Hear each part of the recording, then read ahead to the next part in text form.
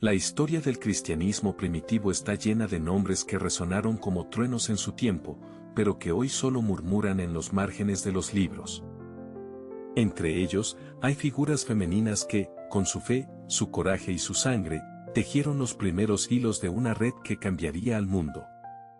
No eran santas de vitrales, sino mujeres de carne y hueso, algunas con nombres que aún se susurran en las catacumbas de Roma, otras perdidas en el polvo de los siglos. Priscila, por ejemplo, no era una simple anfitriona de reuniones clandestinas.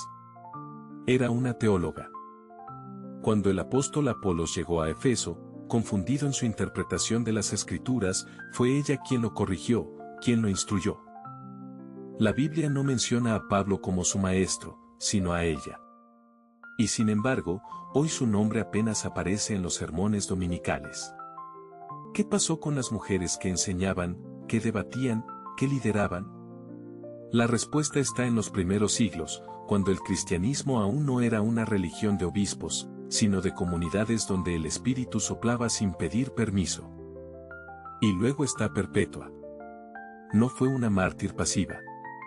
Cuando los leones la devoraron en el anfiteatro de Cartago, no gritó por piedad.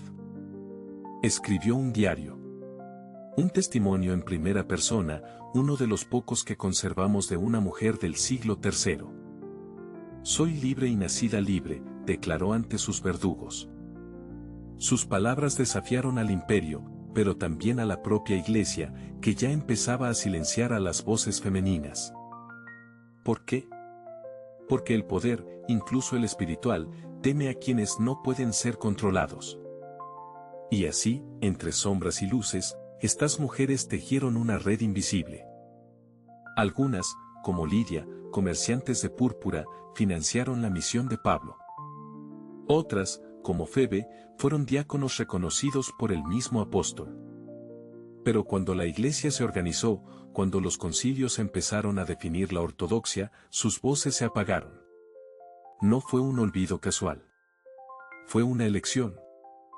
Como dice el Eclesiastés, lo que fue, ya no es, lo que se hará, aún no se ha hecho. Y en ese ya no es, muchas fueron borradas. Pero sus historias no desaparecieron. Solo se escondieron. Y hoy, si sabemos dónde mirar, aún podemos ver sus huellas. La historia del cristianismo primitivo está llena de nombres que resonaron como truenos en su tiempo, pero que hoy solo murmuran en los márgenes de los libros. Entre ellos, hay figuras femeninas que, con su fe, su coraje y su sangre, tejieron los primeros hilos de una red que cambiaría al mundo. No eran santas de vitrales, sino mujeres de carne y hueso, algunas con nombres que aún se susurran en las catacumbas de Roma, otras perdidas en el polvo de los siglos. Priscila, por ejemplo, no era una simple anfitriona de reuniones clandestinas. Era una teóloga. Cuando el apóstol Apolos llegó a Éfeso, confundido en su interpretación de las Escrituras, fue ella quien lo corrigió, quien lo instruyó.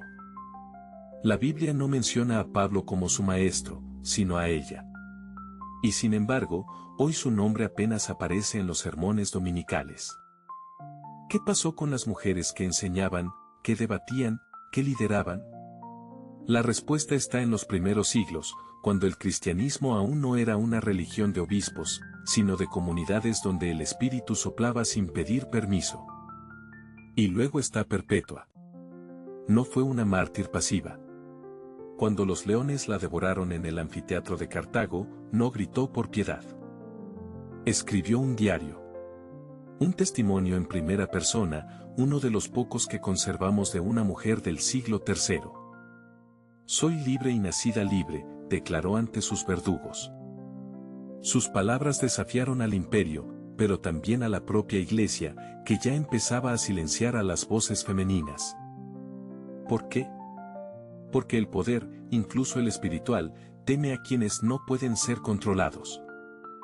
Y así, entre sombras y luces, estas mujeres tejieron una red invisible. Algunas, como Lidia, comerciantes de púrpura, financiaron la misión de Pablo. Otras, como Febe, fueron diáconos reconocidos por el mismo apóstol. Pero cuando la iglesia se organizó, cuando los concilios empezaron a definir la ortodoxia, sus voces se apagaron. No fue un olvido casual. Fue una elección. Como dice el Eclesiastés, lo que fue, ya no es, lo que se hará, aún no se ha hecho. Y en ese ya no es, muchas fueron borradas. Pero sus historias no desaparecieron. Solo se escondieron. Y hoy, si sabemos dónde mirar, aún podemos ver sus huellas.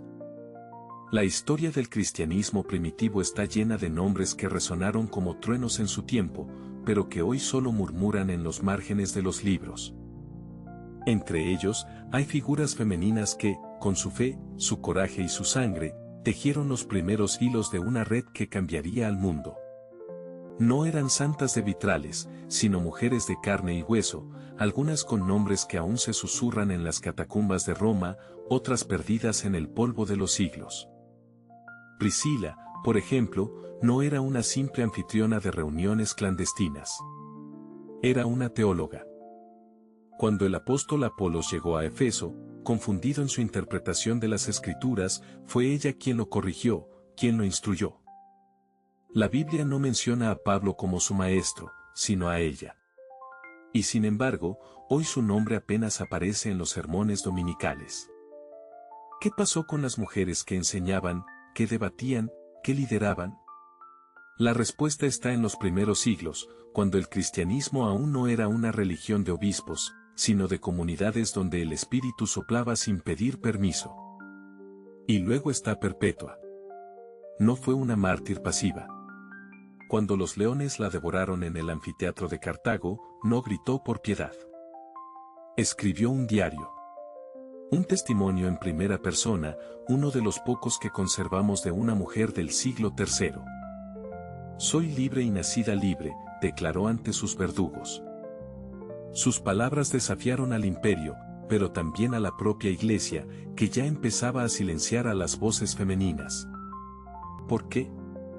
Porque el poder, incluso el espiritual, teme a quienes no pueden ser controlados. Y así, entre sombras y luces, estas mujeres tejieron una red invisible. Algunas, como Lidia, comerciantes de púrpura, financiaron la misión de Pablo. Otras, como Febe, fueron diáconos reconocidos por el mismo apóstol. Pero cuando la iglesia se organizó, cuando los concilios empezaron a definir la ortodoxia, sus voces se apagaron. No fue un olvido casual. Fue una elección. Como dice el Eclesiastés, lo que fue, ya no es, lo que se hará, aún no se ha hecho. Y en ese ya no es, muchas fueron borradas. Pero sus historias no desaparecieron. Solo se escondieron.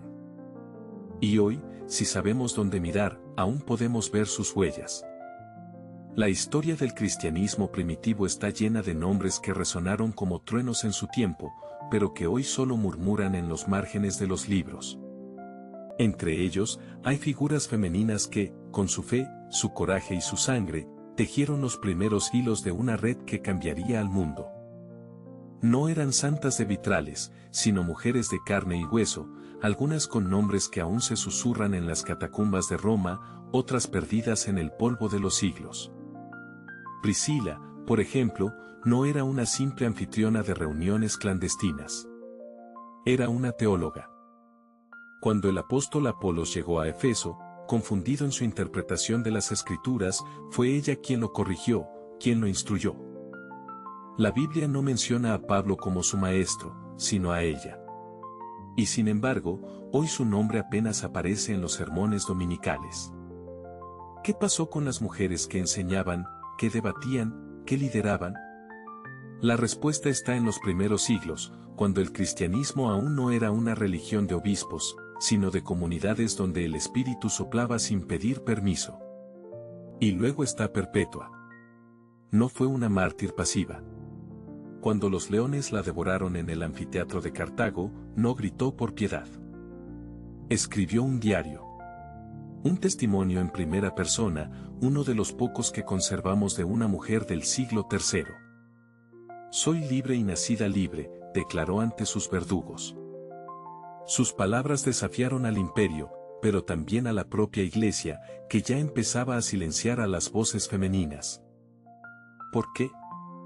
Porque el poder, incluso el espiritual, teme a quienes no pueden ser controlados.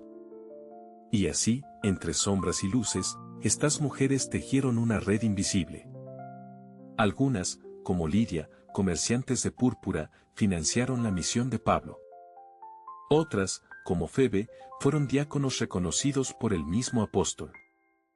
Pero cuando la Iglesia se organizó, cuando los concilios empezaron a definir la ortodoxia, sus voces se apagaron. No fue un olvido casual. Fue una elección.